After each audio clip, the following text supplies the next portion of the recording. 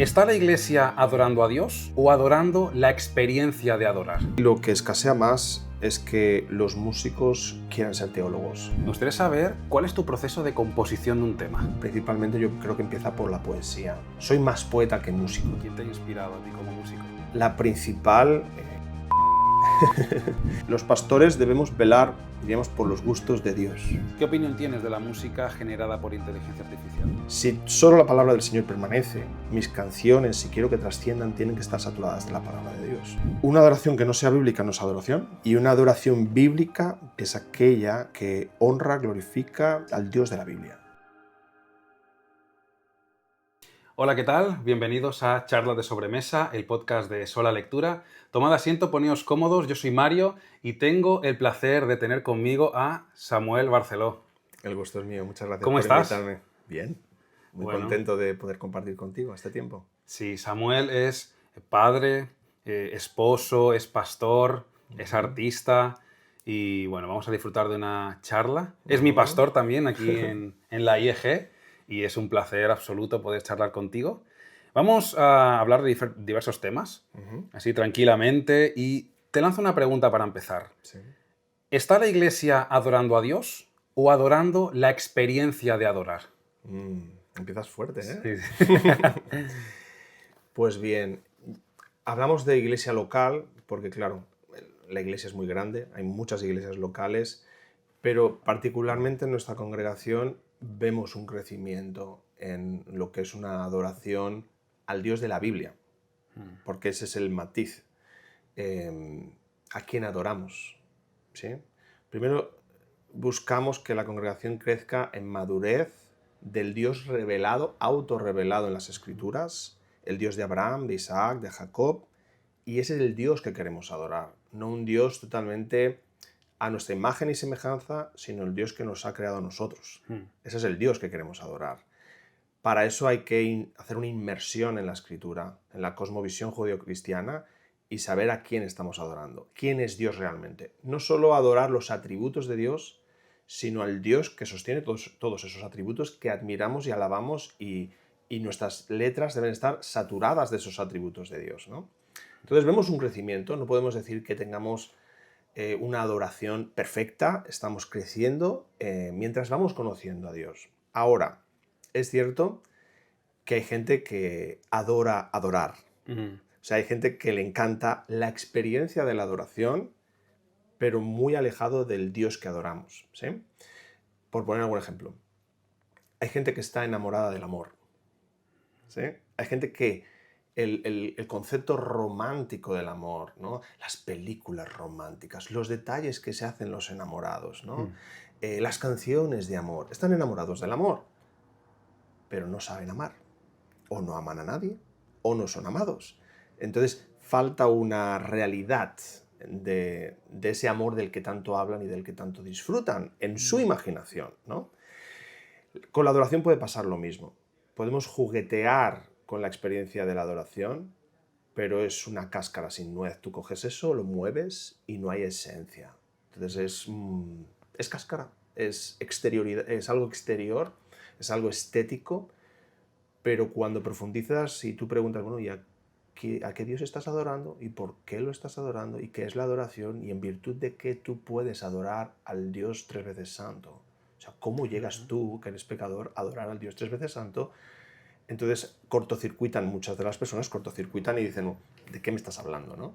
Pues adorar es esto, esa sensación de cantar a un ser más grande que yo, pero es mucho más, ¿no? Entonces, bueno, ni nosotros tenemos la exclusividad de la adoración y estamos creciendo, pero también es cierto que hay muchas cosas que vemos que sospechamos en el mundo evangélico de que puede que no sean verdadera adoración, ¿vale? No todo, pero hay parte que sí. ¿Por qué?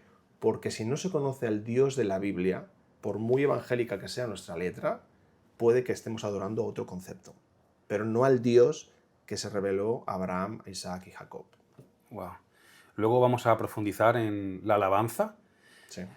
Ahora bien, eres polifacético. Como he dicho, eres esposo, padre y eres pastor.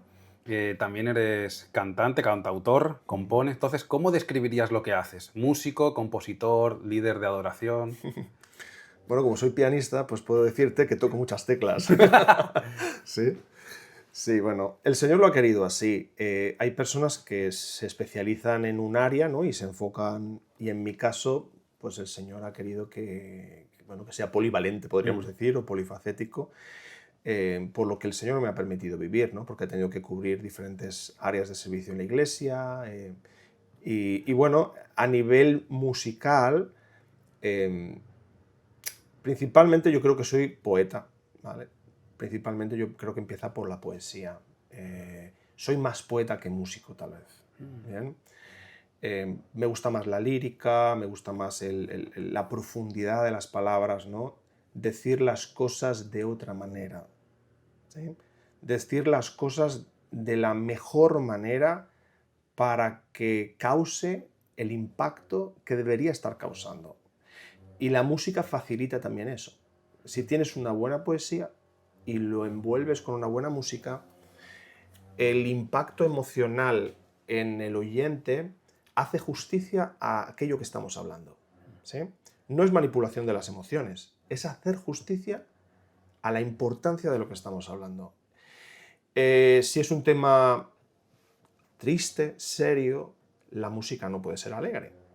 Y el uso de las palabras tampoco. Entonces, la poesía y la música facilitan la recepción del mensaje que estamos transmitiendo. Como comunicadores hacemos eso, ¿verdad?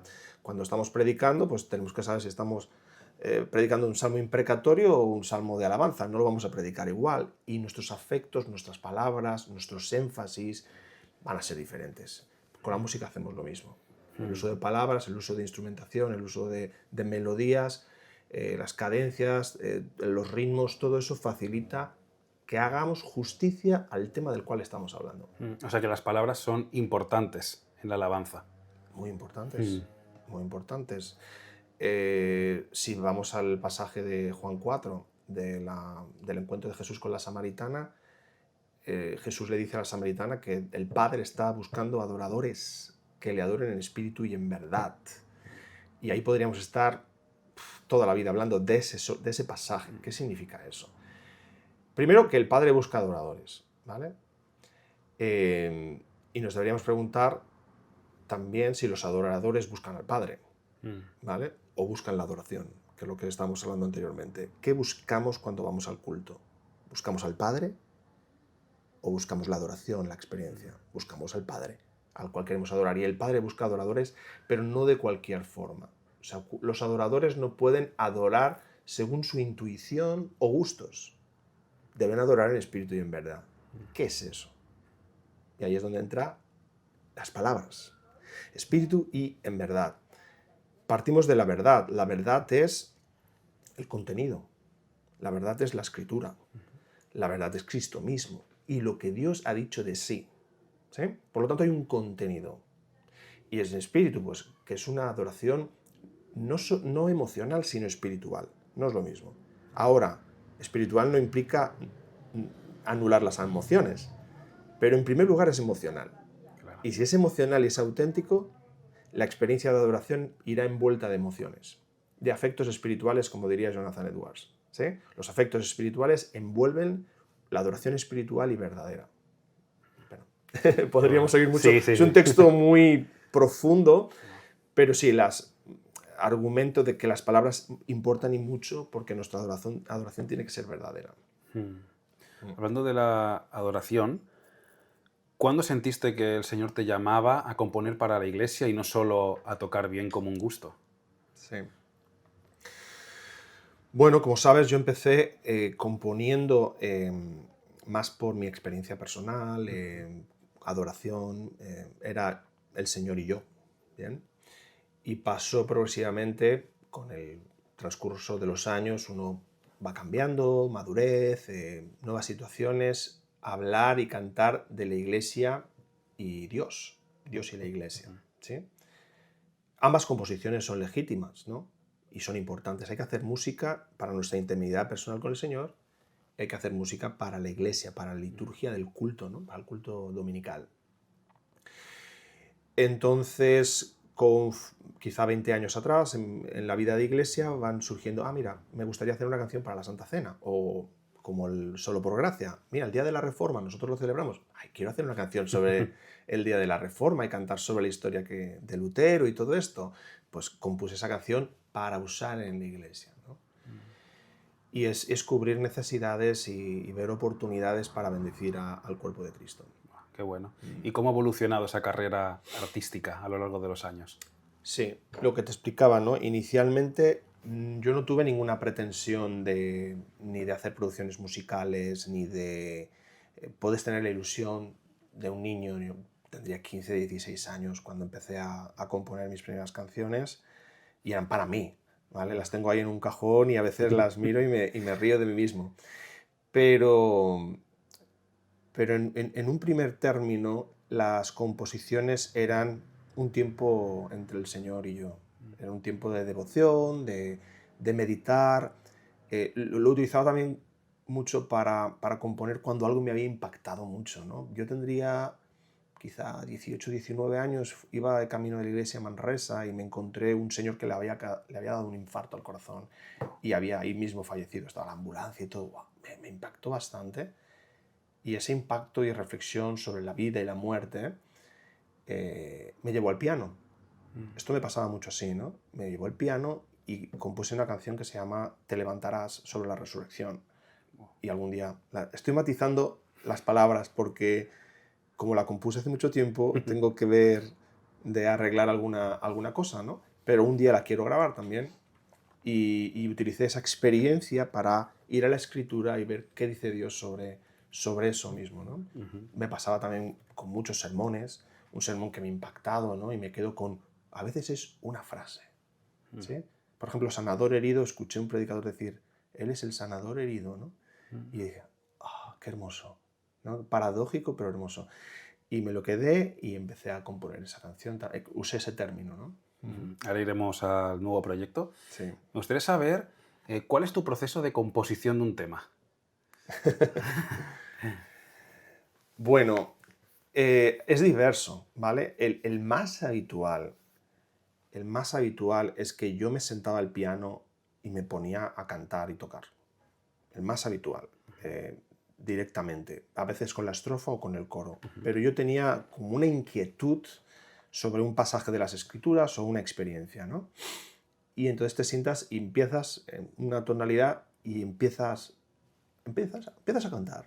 Wow. Sale algo, lo anotas y empieza ahí la composición y empiezas a darle vueltas y cada día te sientas y añades versos y cambias melodías y lo cantas y lo cantas y lo cantas hasta que sale la canción. En otras ocasiones he hecho un poema completo, ¿bien? Y luego lo he musicado. Y otras ha sido más curioso. Por ejemplo, Edifica tu iglesia. Yo me acuerdo que estábamos en Tenerife viviendo y paseando por una población muy hermosa que se llama San Cristóbal de la Laguna, unas calles peatonales hermosas. Yo llevaba a la niña aquí, bueno, como tú estás ahora. Así que pues hace 10 años de eso, ¿no? Y yo iba paseando y teníamos las conferencias de Miguel Núñez de Predica la Palabra y el tema era edificar la iglesia, ¿no? Y entonces ahí yo empecé, tengo que hacer una canción para ese encuentro.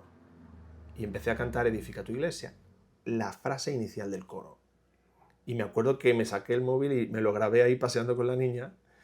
Y eso fue la llama que produjo toda la composición. Wow, Sí, sí. qué hermoso. O sea que es diverso, lo normal es sentarte y trabajar y dedicar tiempo a hacer poesía y música al mismo tiempo, pero también he tenido otros tipos de composiciones como estos. ¿Qué influencias has tenido musicalmente? ¿Quién te ha inspirado a ti como músico? Bueno, la principal, siendo muy honesto, o sea, ha sido Marcos Vidal. Para mí, yo cuando llegaba la Navidad, yo solo pedía dos cosas. El nuevo disco de Marcos Vidal y una pelota de fútbol. Yo con eso era feliz.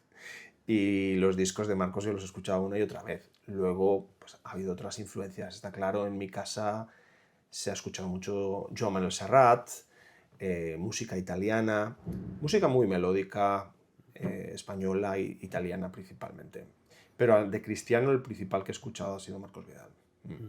Qué bueno. Bien, tienes bastantes discos publicados, ¿no? Varios, sí, sí.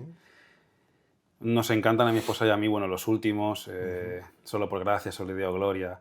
Pero ahora viene un nuevo proyecto, que es Sanador Herido. ¿Qué hay detrás de este nuevo proyecto de Sanador Herido? ¿De dónde nace y a qué apunta? Sí. Bueno, como decía, los primeros discos, el primero fue muy personal. Vida Eterna es más íntimo, más de devoción personal, experiencial, pasando a Buenas Noticias, que es evangelístico. Es como un folleto evangelístico cantado. Yo lo hice pensando en mis compañeros de trabajo. Y luego ya pasé a la vida de iglesia. Solo por gracia y Soli Deo Gloria son canciones para ser incorporadas en el repertorio de las iglesias locales. Y Sanador Herido ya creo que tiene más connotaciones de mi etapa personal como pastor, ¿no? Como sabes, he hecho el máster en consejería bíblica, entonces yo quería hacer un disco musical que fuera una consejería bíblica instrumentada, ¿no? Como una sesión de consejería, pero a través de la música.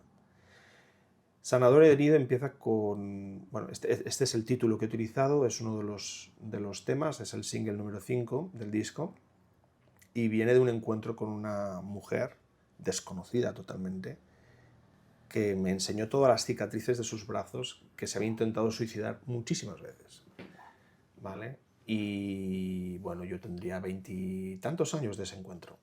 ¿Bien? Entonces, fue muy impactante y me hizo reflexionar, ¿no? De que hay unas heridas, unas cicatrices que no tienen ningún sentido, que son de desesperación, pero hay unas cicatrices que son de esperanza, ¿sí? Y enseguida conecté las cicatrices de esta mujer con las cicatrices de nuestro maestro, que las va a tener por toda la eternidad y que nos van a servir como un recordatorio eterno de su entrega en la cruz por nosotros, ¿no? Y ese es el centro del proyecto. Transmitir esperanza llevando a la persona que sufre y cuyo sufrimiento es real, hay que tenerlo en cuenta, no hay que minimizarlo, pero llevarle a la cruz, porque Dios en Cristo ha empatizado con nosotros, ¿sí? Sabe lo que significa el sufrimiento, nos entiende mucho mejor de lo que nos pensamos, porque Él ha sufrido mucho más de lo que sufriremos ninguno de nosotros como hombre, ¿sí? Como hombre.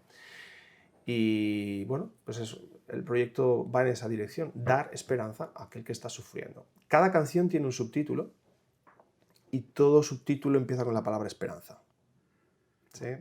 Entonces, hay uno que es esperanza para el que sufre, esperanza para el que está enfermo, esperanza para el suicida, podríamos decir, esperanza para la soledad, esperanza en la duda, esperanza en la tentación, y va tocando diferentes posibilidades de sufrimiento. ¿Y cómo lo catalogarías? ¿Sería evangelístico, no sé si congregacional, sería para uno mismo reflexionar en el dolor, en la esperanza en el Señor? ¿Por dónde va? Es pastoral. Pastoral. Es pastoral. Conforme pasan los años, me topo más con mis propios sufrimientos, ¿no? Gracias al Señor me ha preservado la salud y muchas cosas, pero el sufrimiento está muy cerca de nosotros o en nosotros, familiares, seres queridos.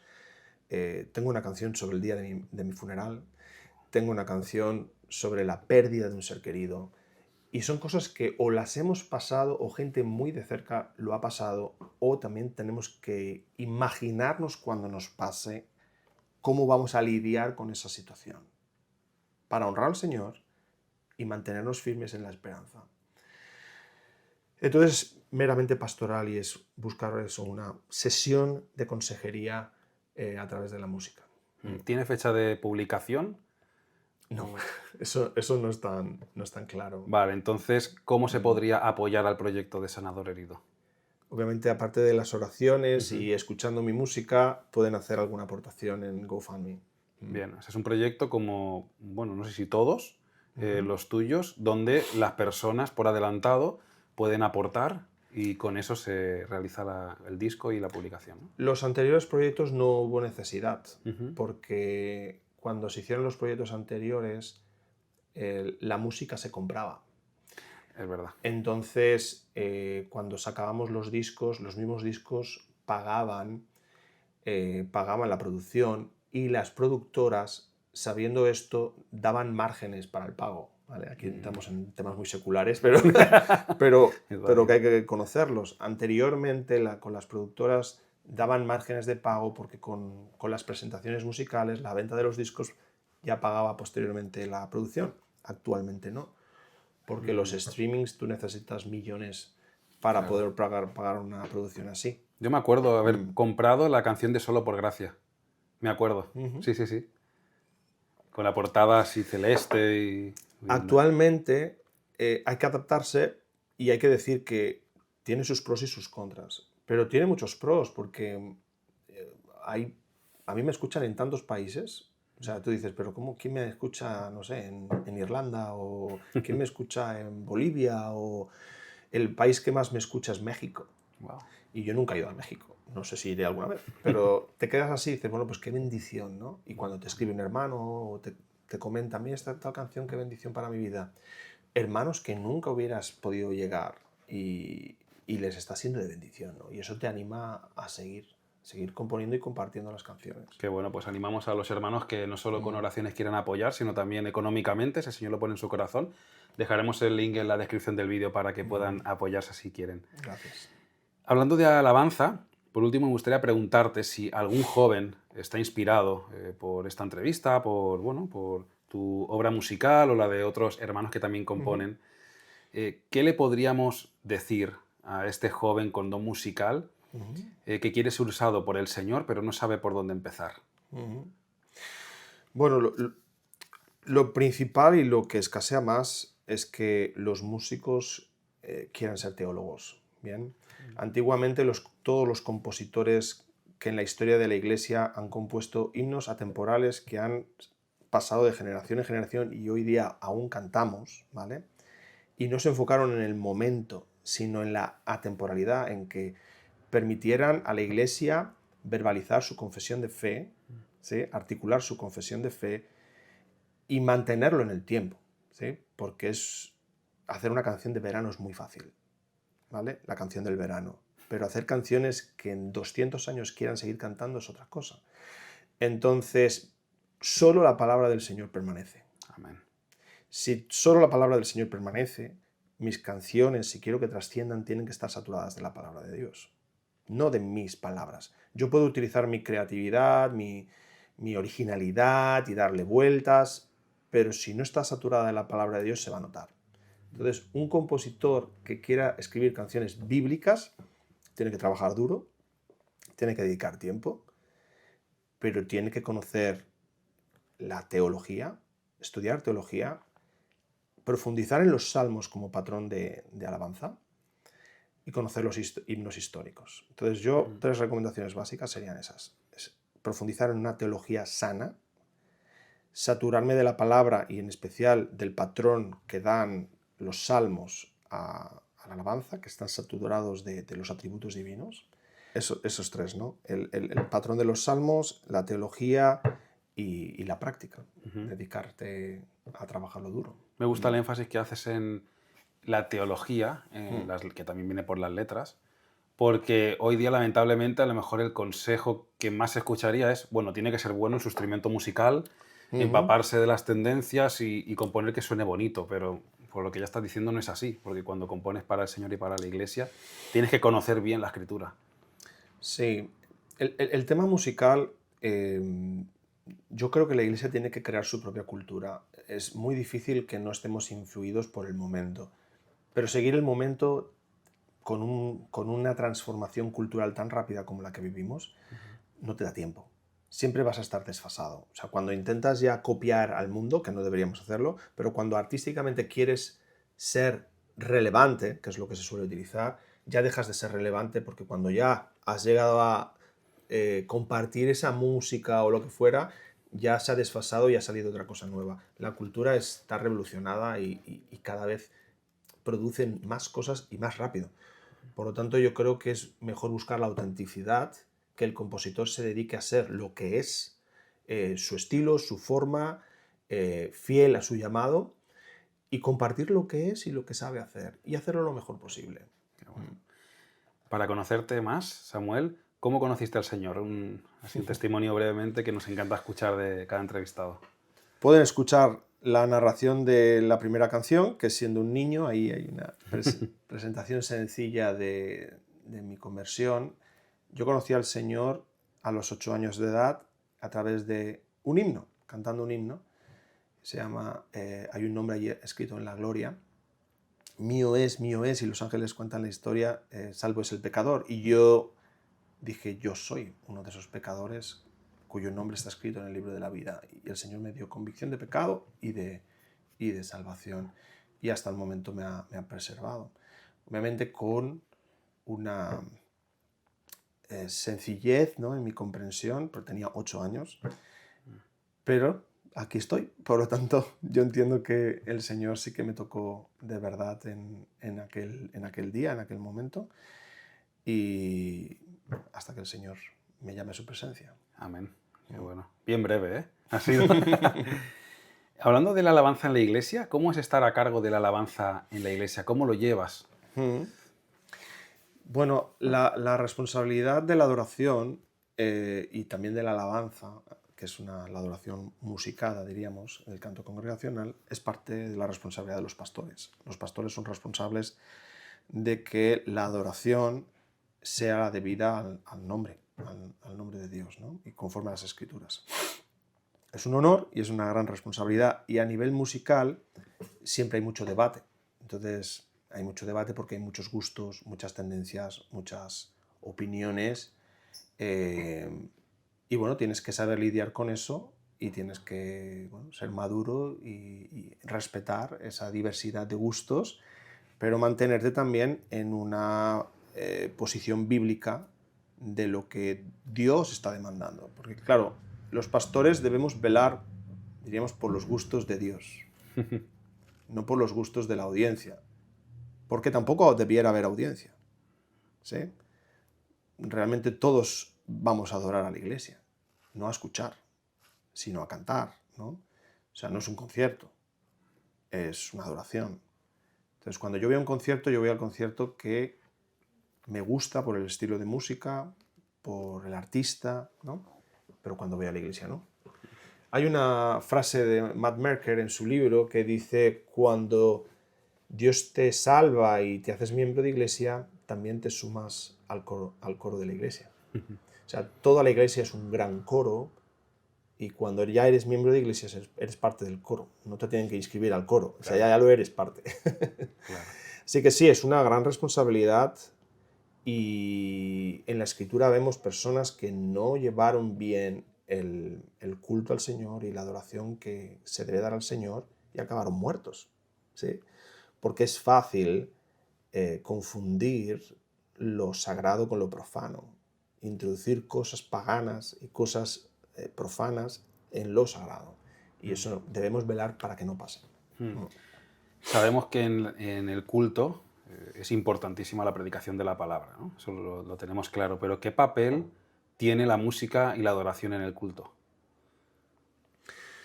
Sí, en el culto al Señor tenemos que ver unos elementos, ¿no? Está Dios, ¿no?, y está el pueblo. Entonces, la predicación de la palabra es Dios hablando al pueblo, pero el pueblo debe responder a la palabra revelada con adoración. O sea, Dios no se revela por capricho. Dios no ha revelado toda su palabra o no ha creado todas las cosas por capricho, sino para desplegar su gloria, desplegar sus atributos. Y lo coherente y lo lógico es que las criaturas respondan en asombro a todo ese despliegue de gloria, ¿sí? En el culto debe pasar eso. O sea, el predicador está hablando en nombre de Dios, no está dando una charla, no está haciendo un monólogo, está hablando en nombre de Dios, ¿sí?, como profeta, ¿sí? Y posteriormente la iglesia está adorando con una escucha activa, con un amén, pero responde en adoración a través de oraciones, en su corazón y también a través de cánticos. Es una respuesta. ¿Cómo definirías una adoración bíblica? Una adoración que no sea bíblica no es adoración, partiendo de eso. Y una adoración bíblica, para hacerlo sencillo, la adoración bíblica es aquella que honra, glorifica al Dios de la Biblia, ¿sí? No al Dios de nuestra imaginación, no al Dios evangélico, o Dios católico o el Dios islámico, no, al Dios de la Biblia. La adoración bíblica es aquella que se da al Dios de la Biblia, y para eso hay que tener un encuentro real con el Dios de la Biblia, con el Dios que se ha dado a conocer a través de las Escrituras. Y eso implica que esa adoración tiene que ser espiritual, esa adoración tiene que ser verdadera, porque la palabra de Dios es la espada del Espíritu. No podemos disociar lo espiritual de lo verdadero. Entonces, una adoración bíblica tiene que estar saturada de la palabra de Dios y tiene que ser guiada por el Espíritu Santo. Si le metemos mucha doctrina a lo que cantamos, ¿no? Pero no toca el corazón y no mueve los afectos, tampoco va a ser bíblica, por mucho contenido que le pongamos. O sea, mucha doctrina y mucha palabra no hace adoración bíblica, aunque estemos saturados de versículos de la Biblia. Tiene que ser guiada por el Espíritu, porque la Biblia dice que tiene que ser así. Y entonces, ¿cuál es el papel de las emociones en la alabanza y adoración al Señor? Claro, eso es fundamental. La lírica de las canciones no debe fundamentalmente dedicarse a explicar cómo nos sentimos. Podemos, pero no fundamentalmente la lírica de las canciones expresa cómo nos sentimos, sino que confiesa lo que creemos. Y al confesar lo que creemos, yo por la forma en que lo expreso, evidencio mis emociones. ¿Sí? O sea, yo me emociono de lo que digo. Yo no digo que estoy emocionado. Yo digo, por ejemplo, Cristo ya ha resucitado. Y yo me emociono. Mi emoción acompaña esa verdad porque me la creo. Yo creo que Cristo ha resucitado y creo todas las implicaciones de su resurrección y lo canto emocionado porque Cristo ha resucitado y estoy gozoso. También puedo decir en la letra que estoy gozoso de que Cristo ha resucitado, sí.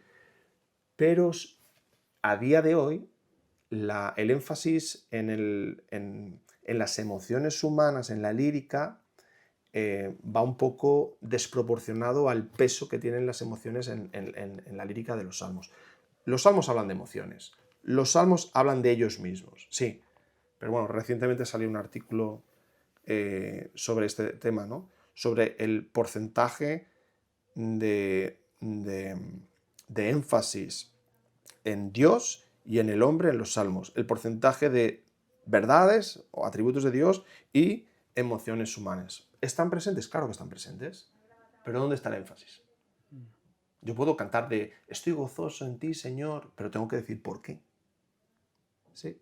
Si no digo por qué, solo hablo del gozo, pero no hablo del gozo de la salvación.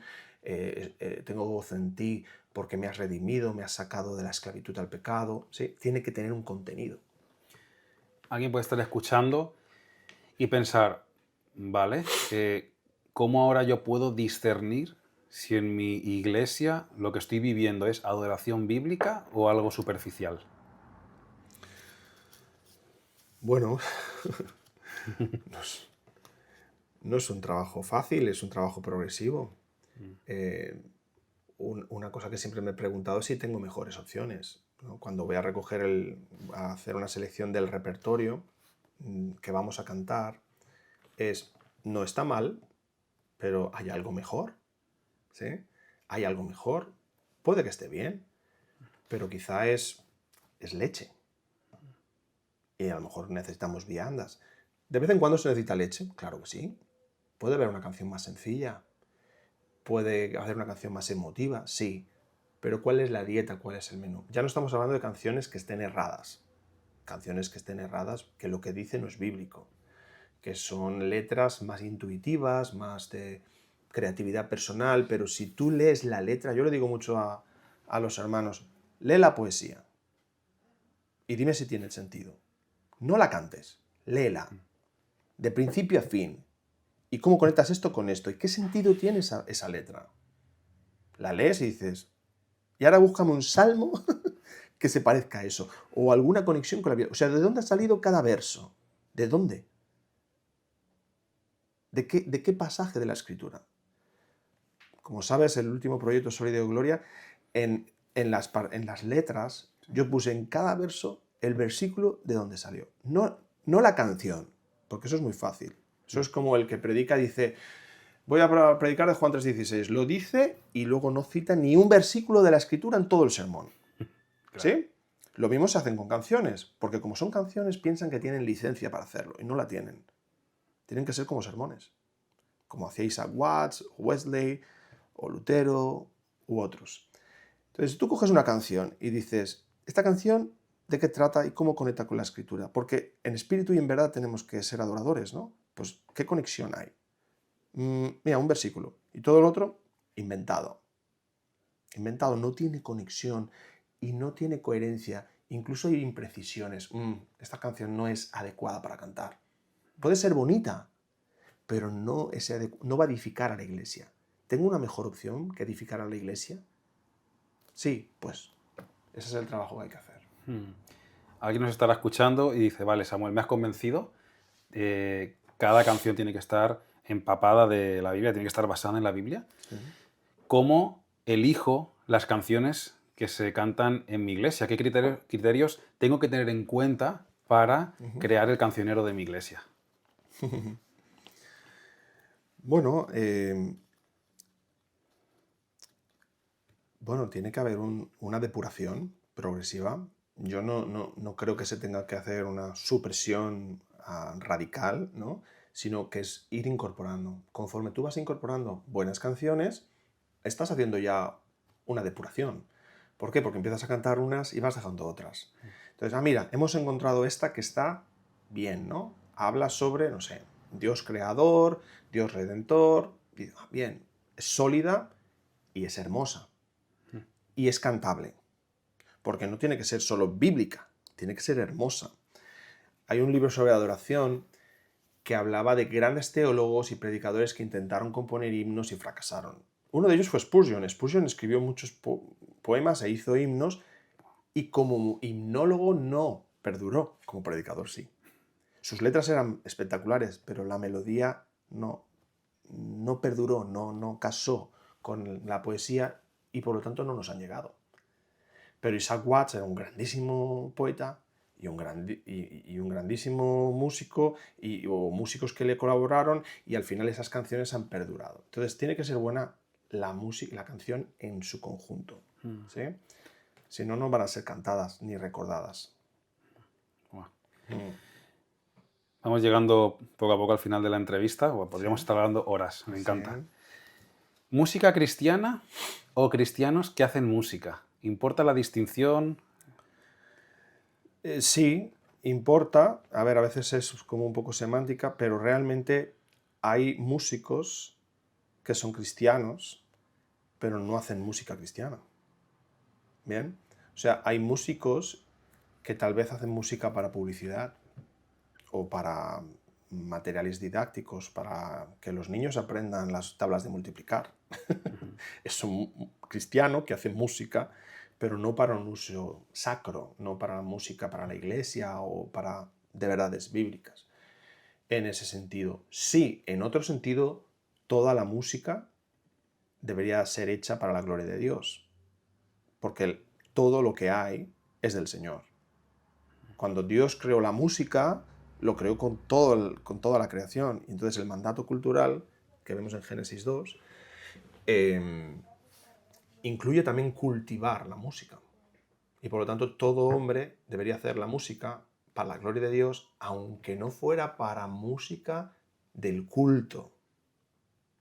Por ejemplo, si tú haces una canción de amor, tienes que hacerla con la pureza, con la sensibilidad y con la excelencia que dé gloria al Señor, aunque no cites al Señor. ¿Sí? Si tú haces una música de publicidad, pues también lo tienes que hacer con esa, ¿sí?, excelencia para la gloria del Señor. Ahora, la música cristiana, pues es un tipo de música hoy, ¿no? Pues como cuando cuelgas una canción en las plataformas, ¿no? Te hacen escoger de qué género estás estás cantando, ¿no? ¿De qué género es esa canción? Y tienes que poner, pues eso, Christian, ¿no? Claro. Christian pop o lo que sea, ¿no? Y tienes que ponerlo, clasificarlo. Entonces es una clasificación porque vas a cantar de contenido meramente cristiano.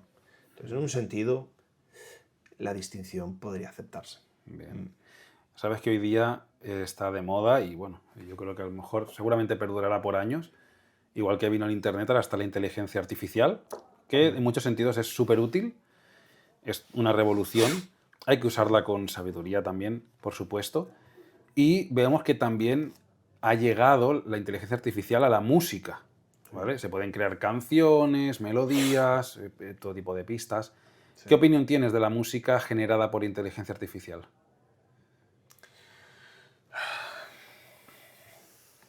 ¿Te gusta Cervantes?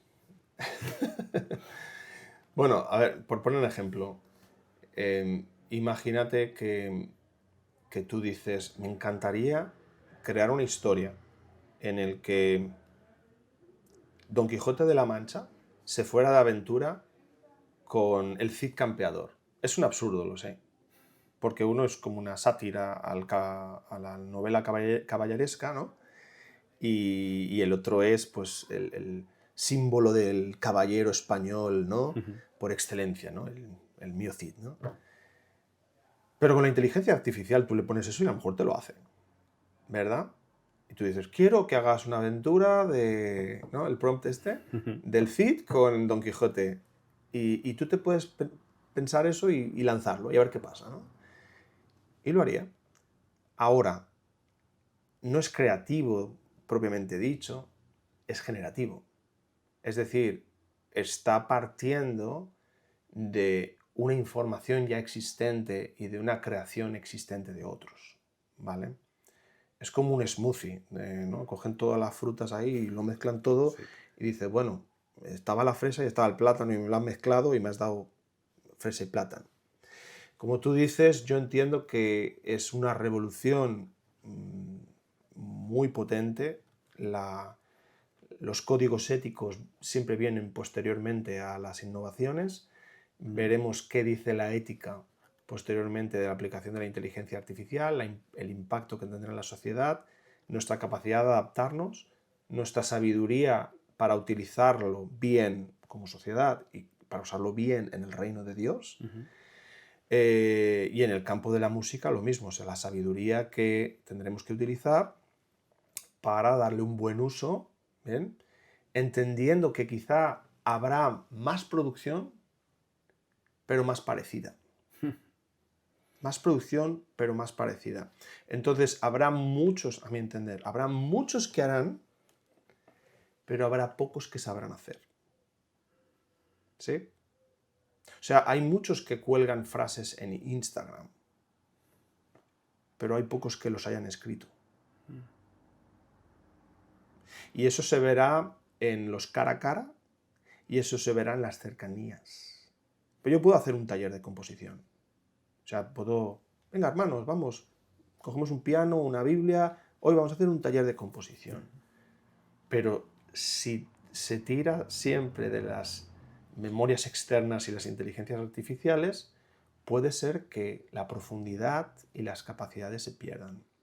La profundidad de reflexión, la profundidad de hacer las cosas desde cero, la profundidad de coger libros, ponerlos todos encima de la mesa, investigar y confeccionar y hacer un esquema mental y al final pues ni sabremos escribir, ni sabemos pensar, ni sabemos crear. Ese es el riesgo. Y eso se notará en el tú a tú, en la cercanía, porque le preguntarás a alguien, ay, no, por mí mismo no sé hacerlo.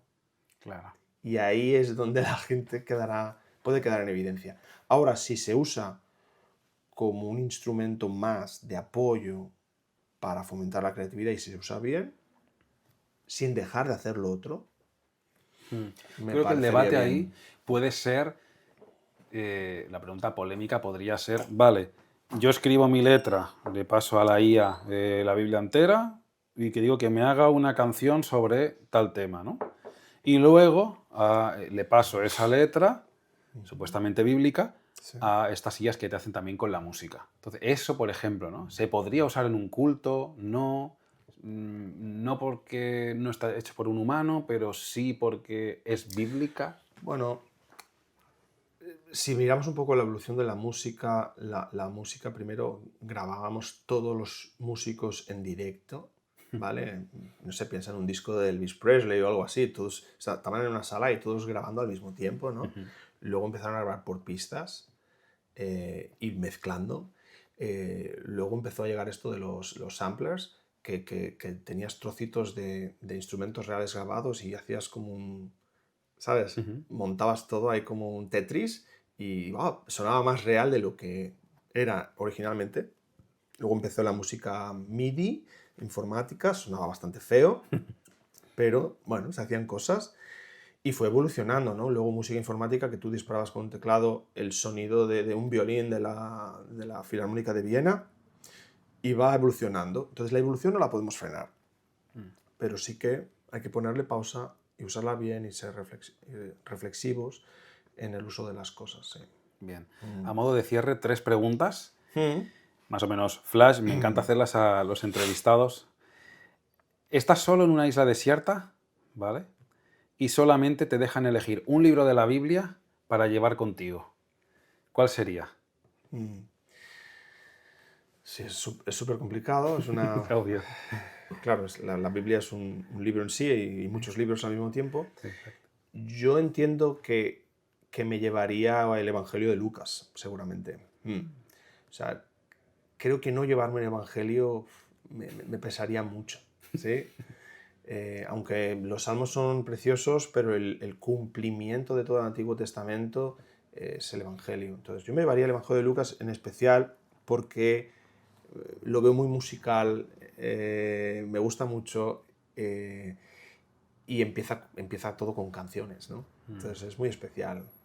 Y es completo también. Es muy completo, Entonces ya tienes está ahí... todo el Evangelio completo Claro. y con eso creo que podría sobrevivir hasta el regreso de Cristo.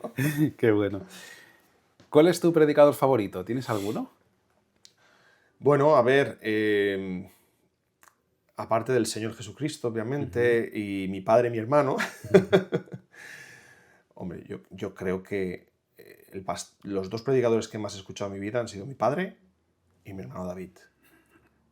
Y estoy muy agradecido al Señor por su predicación fiel durante pues, toda mi vida, ¿no?